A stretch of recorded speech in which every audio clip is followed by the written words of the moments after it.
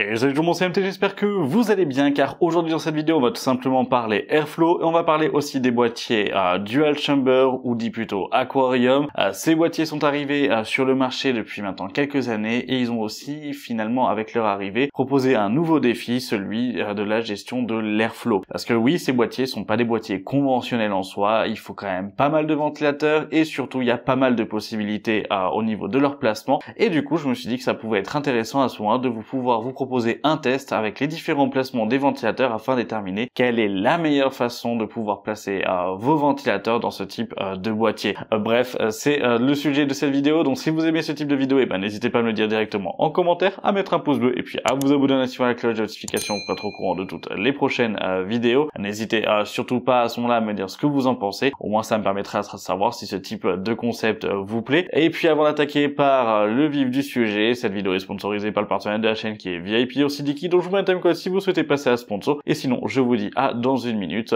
pour attaquer par les tests et la présentation de comment gérer finalement correctement son Airflow dans un boîtier Aquarium. C'est parti. Et donc là, on se retrouve sur le site de VIP aussi Diki. Nous, ce qui va nous intéresser, ça va être les clés Windows 11 et Windows 10. Windows 11 Pro, vous l'avez pour 27 €. Windows 10, ça dépend tout simplement de votre version. Donc ça, c'est vraiment à sélectionner en fonction de votre système d'exploitation. Vous avez les deux qui sont disponibles. On revient sur Windows 11 Pro parce que c'est celle que j'ai besoin. Elle est à 27 €, mais avec le code MHT18, MHT18, je le précise, vous avez 25% de réduction. Ça vous fait la clé à 20,25 €. Moi, je vais passer par PayPal pour la partie paiement. Vous le voyez, c'est effectué assez rapidement. On va directement se retrouver dans le centre utilisateur, afficher la clé, puis obtenir la clé. Là, vous avez votre clé d'activation. Pour ce faire, après, on va directement dans les paramètres d'activation de Windows. Vous allez faire ajouter une clé pour vous. Moi, je la modifie pour ma version. Après, vous la copiez, coller directement dans l'espace de la fenêtre prévue pour, et votre Windows est activé pour 20 € grâce à VIP Ursidiki. Et voilà, la sponsor étant passée, on va directement attaquer dans le vif du sujet. Ces boîtiers Aquarium, comme je l'ai dit, ils ont quand même finalement avec leur arrivée et avec la mode de ce type de boîtier-là, ils ont apporté un défi, et tout ce défi-là, c'est tout simplement de correctement gérer son Airflow. Et oui, parce que ces boîtiers finalement sont quand même équipés de pas mal de ventilateurs. En moyenne, on est sur environ 10 ventilateurs par boîtier. Vous en avez certains qui peuvent en compter jusqu'à 16. Bref, autant vous dire que c'est quand même une petite galère si on veut vraiment avoir quelque chose d'équilibré et surtout avoir de bonnes performances au niveau de son système de refroidissement. Là, à l'heure actuelle, comme vous pouvez le voir, donc on est sur le Neso P1, un boîtier que je vous avais déjà présenté il y a quelques mois. Et au niveau de la partie ventilateur, je l'ai équipé de Inwin ASN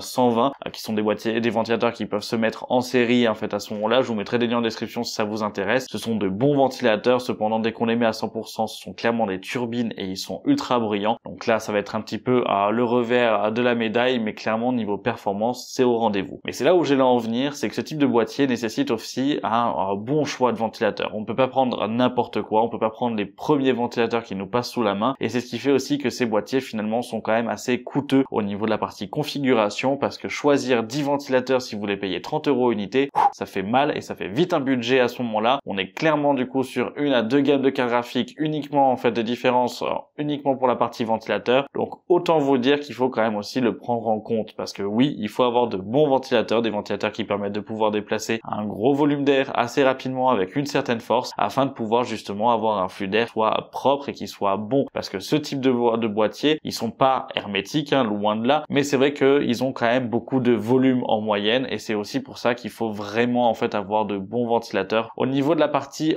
boîtier aussi directement, l'un des inconvénients et l'une des choses qu'il faudra prendre en compte, c'est que ces boîtiers-là vont aussi nécessiter un entretien un peu plus prononcé qu'un boîtier classique. Je m'explique, c'est-à-dire que les 3/4 des ventilateurs que vous avez là et les 3/4 de leur positionnement sont couverts par des filtres anti-poussière, ce qui fait que votre arrivée ou votre extraction d'air est conditionnée finalement par ces filtres-là et par la poussière que vous avez en fait chez vous. Ce qui fait que si votre filtre il est totalement blindé, ce qui paraît logique, vous allez baisser en arrivée ou en extraction d'air, et surtout vous allez avoir un risque finalement de baisser vos performances. Donc pour ça, il faut vraiment correctement entretenir votre PC, et justement pour ça, j'allais vous proposer, vous avez un outil que j'utilise moi personnellement sans aucun souci, qui s'appelle le CompuClean. Je vous le mets en lien directement dans la description. C'est un outil que vous avez sur Amazon, c'est un petit compresseur électrique et clairement il fait le taf, et en l'espace de moins de 5 minutes vous avez fait votre entretien de votre PC. Après vous allez me dire oui, mais quand est-ce qu'il faut le faire, tous les combien, etc. Ça clairement ça dépend vraiment juste de l'état de la poussière que vous avez chez vous, que ce soit si vous avez des animaux par exemple, quand votre chat ou quand votre chien perd ses poils, bah, vous allez avoir justement plus de poussière et plus justement en fait de captation finalement faite par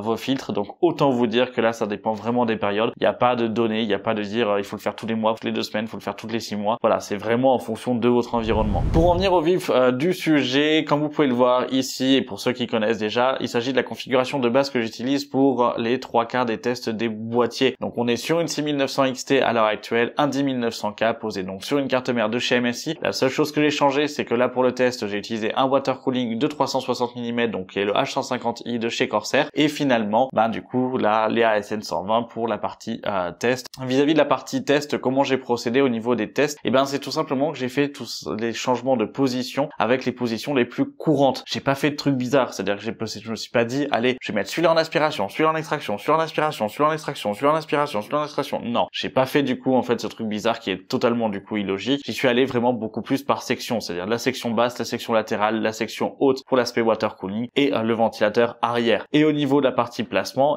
j'ai fait tout et son contraire, c'est-à-dire qu'on là on est parti sur du full extraction, c'est-à-dire aucun ventilateur ne va apporter de l'air à l'intérieur de la configuration. Puis après à son opposé où tous les ventilateurs sont eux en fait en ajout d'air frais. Puis à ce moment-là après je viens tout simplement nuancer, c'est-à-dire le bas en extraction, le latéral en aspiration, le haut en extraction. Puis inversement du coup pour chacun d'entre eux, à l'arrière en aspiration, en extraction, voir la différence. Bref, j'ai fait quand même pas mal de combinaisons et ça je vais vous les passer juste après avec la partie résultat. Avant d'attaquer par la partie résultat, les résultats sont totalement conditionnés. Là ça vous donne un ordre d'idée, ce ne seront pas les températures que vous allez obtenir. Pour la simple et bonne raison, c'est que au niveau de la partie test, ça dépend aussi quand est-ce que vous le faites. Si vous le faites en plein été, qu'il fait 31 chez vous, les températures et leur ambiance sera différente, donc les températures de votre machine seront aussi différentes. Que là à l'heure actuelle, le test est conditionné par les composants et par leur système de refroidissement initial, notamment celui de la carte graphique, à la puissance et la performance des ASN 120 en eux-mêmes, et aussi celui du water cooling sur le processeur. Et aussi, c'est là où j'allais en venir, c'est que ça va vraiment dépendre aussi de si vous avez un water cooling ou un ventirad. Le système de refroidissement avec un ventirad ne sera pas le même, ne sera pas la même pertinence en fait à ce moment-là, parce que typiquement pour les 3/4 du temps sur un ventirad, on va se dire à ce moment-là qu'il faut vraiment avoir un air frais qui va rentrer par le latéral pour que justement l'air frais puisse passer et arriver directement dans le ventilateur du ventirad et ressortir en air chaud. Après, au niveau du dessus, libre à vous de mettre des ventilateurs ou non, mais si vous mettez des ventilateurs, à ce moment-là, on va plutôt partir sur des ventilateurs qui vont être eux en aspiration, c'est-à-dire qui fait rentrer de l'air frais. Et pourquoi je dis ça? Simplement parce que ça vous permettra de pouvoir diffuser de l'air frais sur les dissipateurs de VRM, ce que ne fait pas du coup en fait aussi le ventirad en fonction, ni les water cooling, sauf ceux équipés de ventilateurs sur la pompe, mais surtout que ça va permettre aussi de pouvoir à ce moment-là rapporter en plus de l'air frais sur les ailettes du ventirad. Pour tous ceux qui vont dire oui, si tu les mets en extraction, tu vas virer l'air chaud et le rayonnement, c'est le but du ventirad. Si le ventirad du coup n'est pas capable de pouvoir diffuser et n'est pas capable de pouvoir suffisamment du coup envoyer de l'air chaud et faire traverser du coup en fait cet air là, c'est que le ventirad est mauvais et qu'à ce moment-là vous avez choisi un composant qui n'est pas de bonne performance. Donc ce petit point étant fait, là on va rester vraiment sur une configuration beaucoup plus dédiée à l'aspect water cooling à ce moment-là. Pour la partie water cooling custom, c'est aussi différent, ce sera pas la même gestion. Bref, je pense avoir un petit peu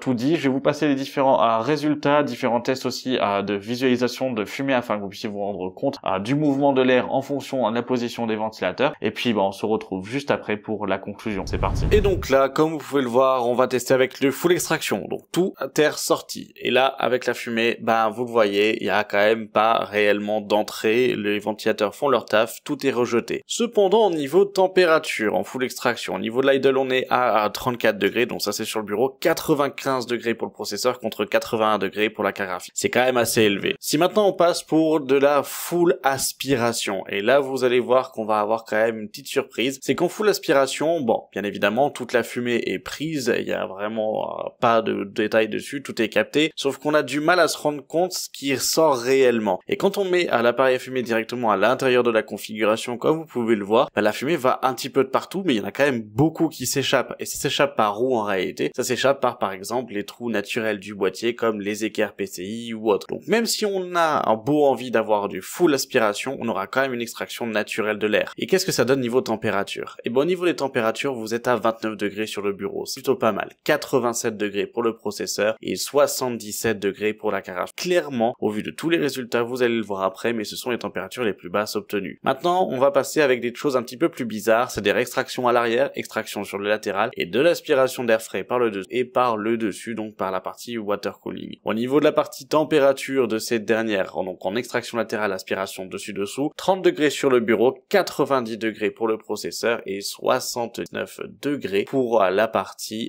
donc carte graphique, ce qui fait que c'est quand même bien, mais c'est pas non plus exceptionnel. Si maintenant on passe sur l'extraction uniquement sur le latéral, tout le reste en aspiration, aspiration arrière, dessus, dessous, théoriquement on devrait quand même finalement avoir de bonnes températures au vu des températures 100% extraction, sauf que du coup là comme vous pouvez le voir, on est à 30 degrés, enfin 29 degrés sur le bureau, 89 degrés pour le processeur et 78 degrés pour la carte graphique. Donc finalement on voit que la carte graphique bénéficie d'un avantage dès qu'on balance de l'air dessus. Au niveau de la partie maintenant autre test, on va avoir uniquement de l'aspiration sur le latéral, extraction arrière et dessous pour voir ce que cela donne. Et là maintenant quand on regarde directement, 33 degrés sur le bureau, c'est quand même assez élevé, 92 degrés pour le processeur, là aussi c'est quand même assez élevé. Cependant on est à 80 degrés pour la carte graphique, donc toujours plus élevé que d'habitude, mais bon d'un côté ça peut se rendre à ce moment-là. Là maintenant on va rester sur quelque chose d'un peu plus équilibré avec le dessus et à l'arrière donc en aspiration, donc eux qui vont tracter de l'air frais, latéral et dessous en extraction, donc sortie d'air chaud techniquement. Et là au niveau de la partie degrés de façon globale sur l'idle, on a 31 degrés, 90 degrés pour la partie donc processeur et 81 degrés pour la partie carte graphique. Donc on voit que la carte graphique finalement quand on ne envoie pas d'air dessus, elle chauffe quand même un peu plus. Maintenant on va tester la partie je trouve moi plus équilibrée, donc extraction dessus, arrière et latéral, et sur le dessous on est en aspiration comme vous pouvez le voir là avec la partie fumée. Donc on a vraiment du coup une belle transition et finalement on fait une belle aspiration. Le mouvement se fait bien au niveau de l'air et de toute façon ça va se ressentir aussi au niveau de la partie donc température, parce que au niveau des températures comme vous pouvez le voir on est à 30 degrés sur le bureau, 89 degrés sur le sort et 78 degrés sur la carte graphique, ce qui fait qu'on a quand même finalement là quelque chose de beaucoup plus équilibré, de beaucoup plus sain finalement, avec des températures qui s'approchent finalement de l'aspiration globale. Donc après on verra ce que ça donne. Et donc là au global qu'est-ce que ça donne? Et comme vous pouvez le voir en full extraction les températures sont quand même assez hautes. On a quand même l'impression maintenant que dès le moment où vous mettez finalement le water cooling en extraction, on va avoir des températures un poil plus élevées, avoisinant plutôt les 90 à 92 degrés. Dès qu'on est en aspiration sur le dessus, sur celle-ci, on voit que finalement on est à 89, 90, donc ça peut avoir un effet. Cependant sur la partie carte graphique là, et c'est là où en fait la différence, c'est dès le moment où on est en aspiration sur la carte graphique, donc on va envoyer de l'air dessus, finalement on est dans des températures qui sont beaucoup plus convenables et qui sont beaucoup plus basses, ce qui fait que là on va être gagnant. Sur la partie idle, on est proche limite, j'allais dire finalement, de une erreur en fait et de la marge d'erreur de la température de façon globale, mais c'est vrai que là le bon comportement à avoir, ça serait finalement d'avoir le water cooling en aspiration et la carte graphique aussi en aspiration sur la carte graphique, avoir de l'aspiration finalement sur le latéral en fonction en fait d'eux. Mais c'est vrai que moi personnellement je vous conseillerais quand même de plutôt adopter la dernière position, donc la position 7, sur laquelle on va avoir du coup certes un processeur qui peut peut-être un peu plus monter, mais avec une extraction sur le water cooling, pouvoir éviter d'avoir un point chaud dans la configuration et donc d'entrer en idle un peu plus bas, et surtout d'avoir une carte graphique qui elle soit bien refroidie avec de l'aspiration dessus. Mais ça on va en revenir sur la fusion.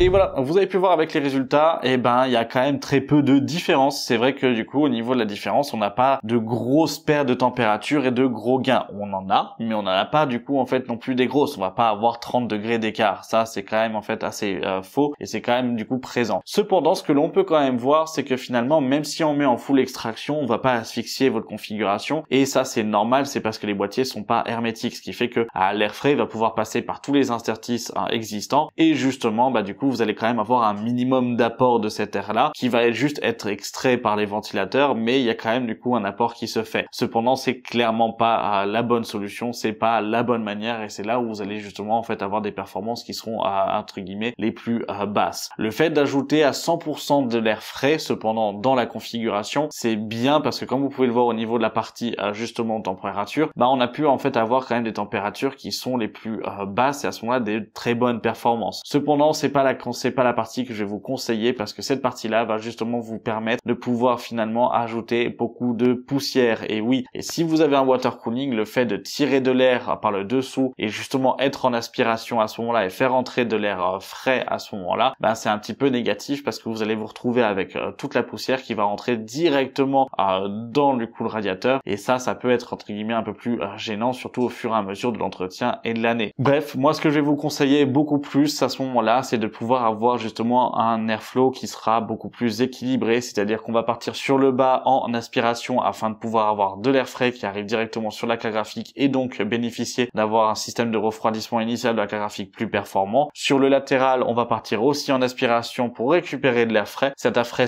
là sera distribué et va permettre de pousser finalement un petit peu l'air chaud de la carte graphique, mais va être distribué aussi au water cooling qui lui pourra justement récupérer cet air frais correctement, faire son échange calorifique au niveau du radiateur et extraire directement de l'air chaud. Et pour l'arrière, on sera en extraction. Ça va être la configuration au niveau des ventilateurs que je vais vous conseiller, qui va être la principale configuration pour moi, qui sera la plus adaptée pour ce type de boîtier, qui vous permettra de pouvoir avoir des performances qui sont correctes et surtout d'avoir l'inconvénient de la partie nettoyage qui sera moindre, parce que justement au niveau de l'entrée de poussière, elle sera pas non plus énorme, pas comme si on était en full aspiration où là au fur et à mesure des années, vous allez bouffer en fait de la poussière comme c'est pas permis et avoir un entretien plus régulier, obligatoire sur ce type de fonctionnement. Voilà, j'espère que ce type de vidéo vous aura plu. Si c'est le cas, n'hésitez pas à me le dire directement en commentaire, à mettre un pouce bleu et puis à vous abonner en activant la cloche des notifications pour être au courant de toutes les prochaines vidéos. N'hésitez pas à me poser vos différentes questions. Si vous voulez qu'on fasse des tests en direct, je vous le rappelle, mais en début septembre, je vais relancer ma chaîne Twitch et je serai présent en live à ce moment-là. Vous avez le lien directement en description, donc n'hésitez pas à ce moment-là à y faire un tour. Et puis, typiquement, ça sera peut-être l'occasion de pouvoir tester en direct différentes théories ou différentes façons de faire, par exemple sur d'autres procédés, notamment, je sais pas moi, les pâtes thermiques, comment on les applique ou des trucs de ce style-là. Bref, tout ça, ça se passera en fait sur Twitch directement, donc n'hésitez pas à ce moment-là. Et puis moi, je vous remercie d'avoir regardé la vidéo jusqu'à la fin. Je vous dis à la semaine prochaine pour une prochaine vidéo sur la chaîne. C'était MT. Salut!